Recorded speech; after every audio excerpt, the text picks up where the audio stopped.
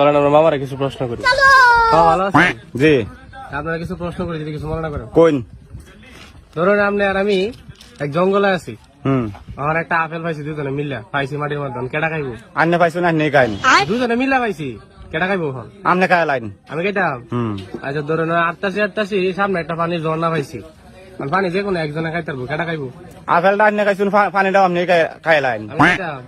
আচ্ছা আর সামনে যাইতেছে এটা এক মুসি, মানে এই আবার যে সে মুসি না, এসে গোয়া সেলাই করে শুধু, যে কোনো একজনের গোয়া সেলাই করবো, কাঠটা সেলাই করবো। কারণটা আপনি খাইছুন, গোয়াটাও আপনার সেলাই করবো। আমি সেলাই করতাম, বুঝলেন যে আমরা সেলাইবো। হ্যাঁ। আচ্ছা দেন, সামনে আটটাছি সামনে এক রাক্ষস, এক গমে কাঠটা মারবো। আমার তো গোয়া ছিল, আমি কাঠটা মারবো।